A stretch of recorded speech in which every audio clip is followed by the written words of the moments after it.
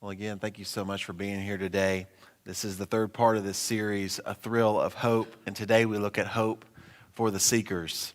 When we think of Christmas time, one word that often comes to mind is hope, peace.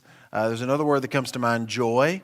It's supposed to be a joyful season, right? The songs that we sing this time of year are songs of happiness and joy, right? That's what they are. Songs like, "It's the most wonderful time of the year." How about "Have a holly jolly Christmas"? "Jingle bells," "Walking in a Winter Wonderland," which is not a Christmas song. It's just a winter song. They all tell us that Christmas is supposed to be joyful and carefree and trouble-free, right? That's the vision that we have. But sometimes that's not how the season goes, is it? Sometimes it looks a little bit different. Sometimes not just the Christmas season, but our lives look a little different than that. For some of you, you've recently lost loved ones, or you've lost them around this time of year in the past. And so every year, this brings up, it maybe reopens those wounds, and you feel that all over again. It can be very painful. Some of us are working extra hours to make ends meet, or to finish up year-end tasks and projects, and you have that kind of pressure because it has to be done by December 31st. Maybe it's just been a long year, and you haven't quite found your Christmas spirit yet. That's how it can be. Or maybe you just can't remember the last time you sat by an open fire and roasted chestnuts. Am I right? Anybody? I don't even remember. It's been so long. I mean, that's how the season is going for you. The truth is that we all have expectations of the Christmas season. We all have expectations of life. And sometimes they don't line up with reality. We have things that we're looking for from Christmas. And sometimes it doesn't happen that way. We're seeking something. But in the story of Christmas, we find this first taste of hope for those who would seek. So we're going to go to the book of Matthew. If you want to turn there in your Bibles, go ahead. Or go there on an app on your phone or device. Go right ahead. Matthew chapter 2. Matthew chapter 2, starting in verse 1, says this. "Now after Jesus was born in Bethlehem of Judea in the days of Herod the king, behold, wise men from the east came to Jerusalem, saying, 'Where is he who has been born King of the Jews? For we saw his star when it rose. We've come to worship him.' When Herod the king heard this, he was troubled, and all Jerusalem with him. And assembling all the chief priests and scribes of the people, he inquired of them where the Christ was to be born. They told him, 'In Bethlehem of Judea, for so it is written by the prophet. And you, O Bethlehem, in the land of Judah, are by no means least among the rulers of Judah, for from you shall come a ruler who will shepherd my people Israel.' Then Herod summoned the wise men secretly and ascertained from them what time the star had appeared. And he sent them to Bethlehem, saying, 'Go and search diligently for the child, and when you found him, bring me word that I too may come and worship him.' After listening to the king, they went on their way, and behold, the star that they had seen when it rose went before them until it came to rest over the place where the child was.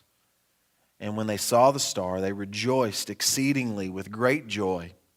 And going into the house, they saw the child with Mary his mother, and they fell down and worshipped him. Then opening their treasures, they offered him gifts, gold and frankincense and myrrh. And being warned in a dream not to return to Herod, they departed to their own country by another way." We three kings of Orient are, what's next? Bearing gifts. We've traveled afar, right? They had come. They had been following this star. They saw it rise, and they went after it. They came, and they inquired, "Where is this new king? We've come to worship this new King of the Jews." They were seeking him, and we see in this story that they find him. They're filled with joy, and they worship him. We see that there's hope for them in their seeking because they found what they were looking for. So for us, as we want to look at this story and not just see it as a story, but to understand this isn't just given there for us in Scripture for us to have these neat pictures of three wise men on camels making their way through the desert to see the newborn king. But God has something more for us. And I think in our seeking we can find hope. So this morning I have 3 questions for you that I think we see in the story that can help us with hope for the seeking. The first one's simply this: what are you seeking? What are you seeking? The Magi, as they're known, or the wise men, sought a newborn king. Sought a newborn king. Now we can read this story and we don't really know how they knew that there was going to be a newborn king. But when they arrived, they asked, hey, where's this new king? We saw his star when it arose. That was the connection they had made. They were looking for this. And I would say this: our level of joy in the Christmas season, but also in life, has everything to do with what we're looking for from it. What are our expectations? What are our desires? What are we seeking from this season? What are we seeking from and expecting from life as we know it? Ever been disappointed in the Christmas season? It's okay, you can raise your hand. It might have been a gift that you hoped you would get and you didn't. Anybody ever have that happen? We had a disappointing Christmas a few years back. We spent most of that Christmas day stuck in the snow on I-40 between Osceola, Arkansas and Jacksonville, Arkansas. I remember that a few years back. We decided, we're going to be able to make it to Sarah's parents from my parents, and it was miserable. And I remember telling her that day, this is the worst Christmas ever. We spent the whole time in the car. Somehow, God, in His wisdom and His mercy, our kids were amazing for 8 hours between Osceola, Arkansas and Jacksonville, Arkansas in the snow at night. It was kind of miserable. We were a little bit disappointed by it. How about life? Has it ever let you down? Ever disappointed you? We don't got to raise our hands on that one. That's all of us.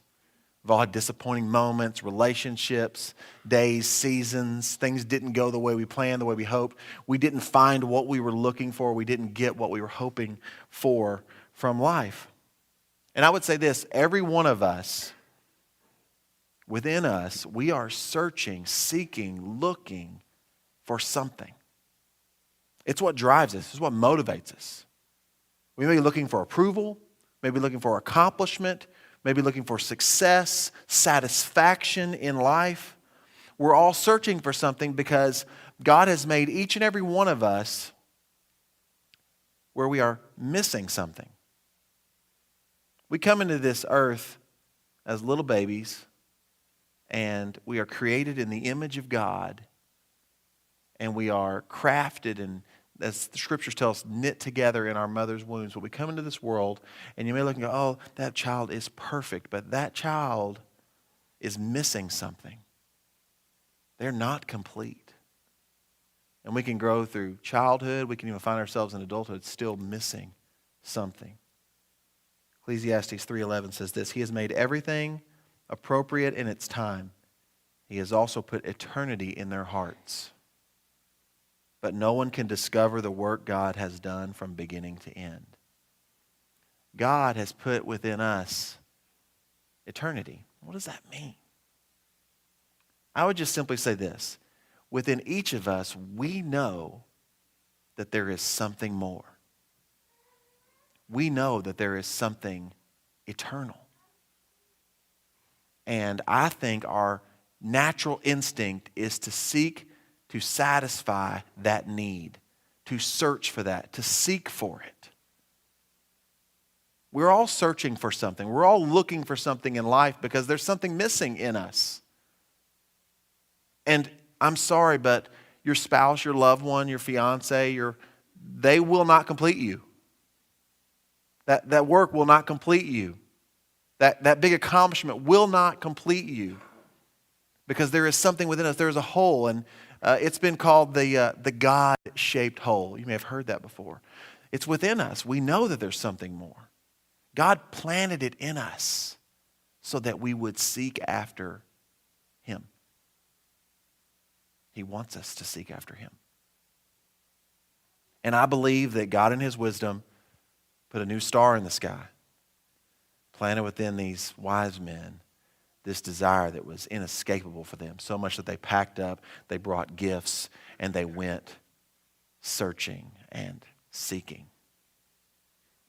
It's within all of us, this desire to look. There is something missing. There is something more, and we want to find out what it is.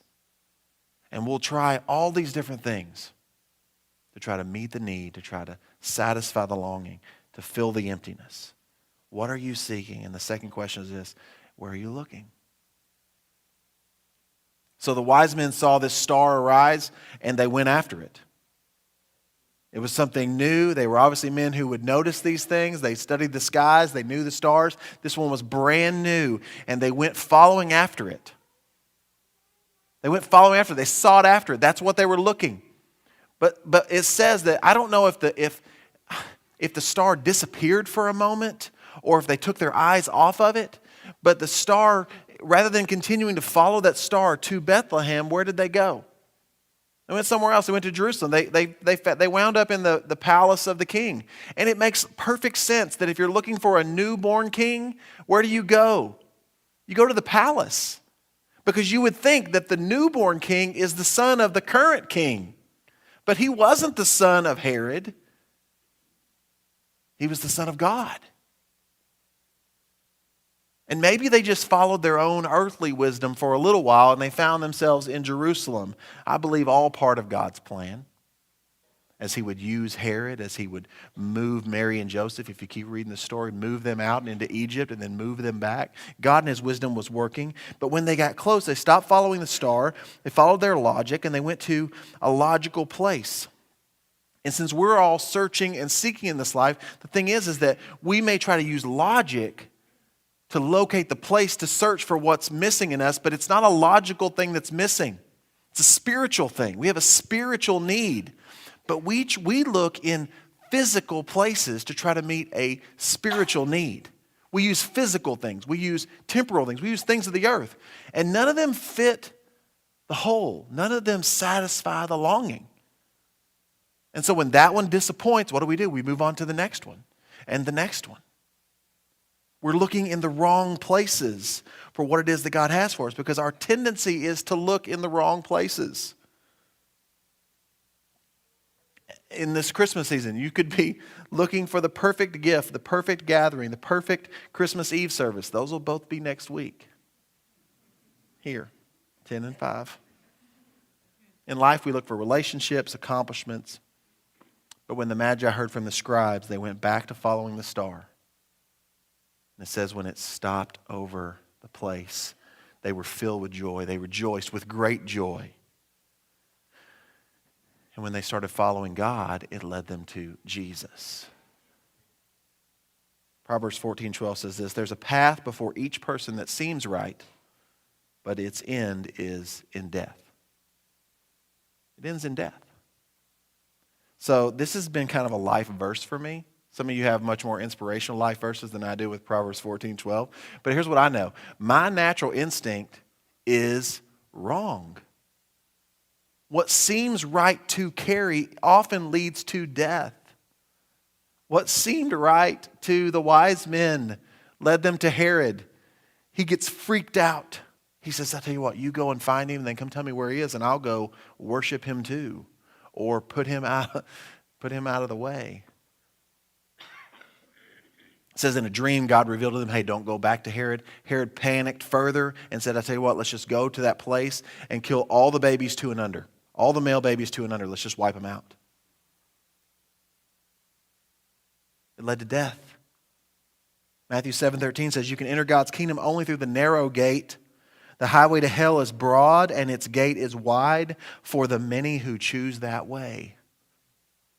It's a sad reality that most people walking this planet, searching, looking for what is missing, what they need most of them will not find it. It's a narrow gate. It's a narrow path. There's a broad gate for those who are following what seems right to them. It leads to death and to destruction. You have a need in you and you are searching and seeking for it.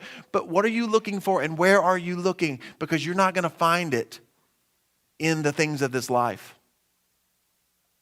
None of it's going to survive. None of it's going to make it. And none of it is going to satisfy our deepest longing. Where are you looking? And my third question is, what are you giving? You see, our level of joy in the Christmas season and in life is directly related to our level of giving, to our level of investment. See, I'm a fortunate one because I was 10 years old when I found the narrow road. I was fortunate. I was blessed. Lucky. I'll stand before you with a terrible testimony of all the terrible things that I did as I grew up because God saved me at 10 years old. And I've been put on that path. But in this life now, my level of joy, my level of enjoyment, it's directly related to what I give and what I invest in this life. Acts 20:35 says this, remember the words of the Lord Jesus because he said, it's more blessed to give than to receive. Our giving doesn't prove our love, but it does demonstrate it. It just puts it on display. Amy Carmichael, the missionary, said, you can give without loving, but you cannot love without giving. And the Magi, these wise men, came prepared to give to the one they came to worship. So we're all looking for something. We're all looking in different places. What if we were to say, okay, I've got my eyes where they need to be? For the wise men, they came to worship a king. That's what they were looking for. Okay, Carrie, that's me. That's what I want to do. I want to worship Jesus. I'm looking for Jesus. Are you looking in the right places? Yes, I'm looking in the right places. Have you found the king? Yes, I have. What are you giving? When we come to God and worship, our hearts will be motivated to give. We will want to give. We want to give of ourselves, of what we have, of all that we do. Because where we invest reveals what we worship. Don't miss that. Where we invest reveals what we worship. And they came to worship a newborn king. They brought appropriate gifts. They brought gold for a king. They brought frankincense for a priest. They would use frankincense in their priestly duties, and he was going to be that priest, the one who would go between us and God. And they brought myrrh, which was used in the burial process, because he was going to be a priestly king who would die for the sins of all men. What's an appropriate gift look like for us? I mean, aside from the teachings throughout the Old Testament and the New Testament about giving and tithing to the Lord, I'm always drawn to Micah 6:8. Micah 6:8 just says this, he has told you, O man, what is good, and what does the Lord require of you, but to do justice and to love kindness and to walk humbly with your God.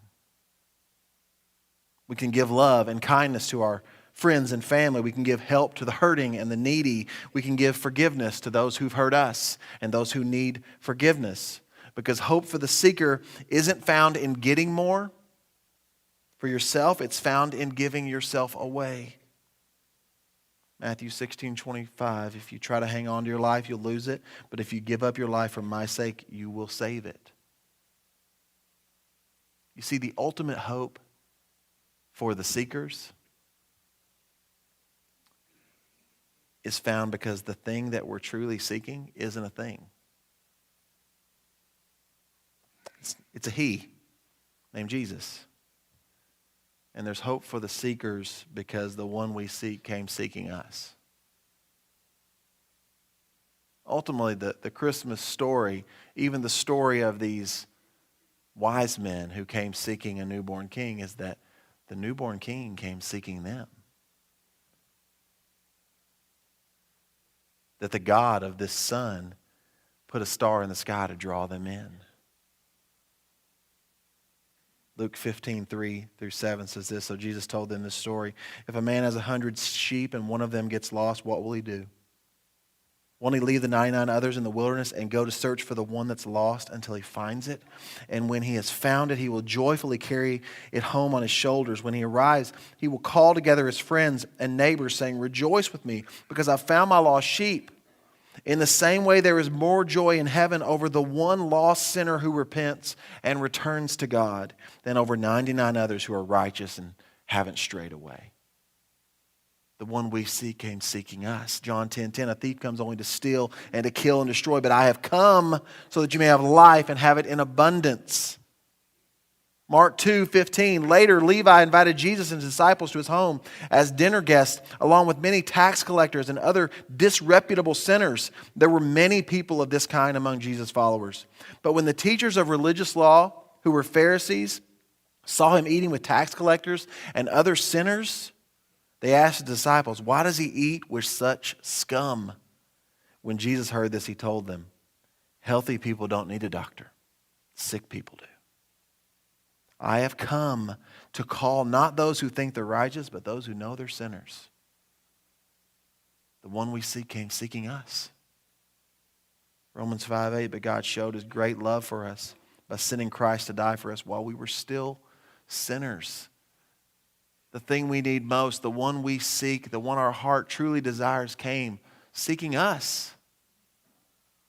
Luke 19:10, for the Son of Man came to seek and save those who are lost. Those who are broken, those who know they're sinners. He came for the seekers. And ultimately, that's why there's hope for the seeker. Because what we need most to be reconciled with God, reconciled to God, the one we need most, came looking for us first. God wants to be found. He wanted the wise men to find the newborn king. He led them right to this door. He wants to be found and to be known and to be loved and worshiped by all of creation. And he is not hiding himself from you. No, what we really look for, what we really need, what we really lack, what we truly desire is looking for us too.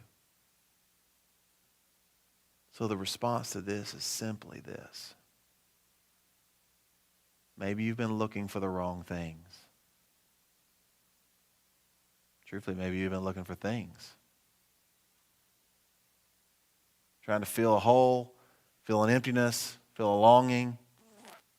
But there's nothing in this life and there's nobody in this life that can ever give you what you need. Maybe you've been looking in the wrong places. But what you need most came for you. It's why we celebrate Christmas, not just to remember the birth of a baby king, not just to have a reason to give gifts. We can give gifts for no reason at all. I hope that you do. Because it makes us stop and acknowledge that a holy, omnipotent, all-powerful, all-knowing God looked down on earth and saw us in our lostness and our hopelessness, wandering about, looking for all these things to satisfy, and said, no, I have got to do something. And he sent his Son to seek and to save. So this morning, my question is this. If you find yourself on the outside saying, I'm looking, I need Jesus. Jesus came for you. Today, give your heart to him. Just openly, just give your heart to him. Just talk to him in prayer and say, God, I need you in my life. I need you to forgive me of my sins. I need you to fill the emptiness and to make me new. God, today I ask you to forgive me and make me new. And you may also be in the room and you're like me. You've maybe been a follower of Jesus for a long time. But sometimes I kind of think I'm a little bit like the wise men. Not in my wisdom. In those moments where I stop following God. I start leaning on my own understanding, my own logic. I get my eyes off my King. And I start looking to the things of this life and they don't satisfy. They can't save me and they can't satisfy me. And maybe today we come back to worship the King.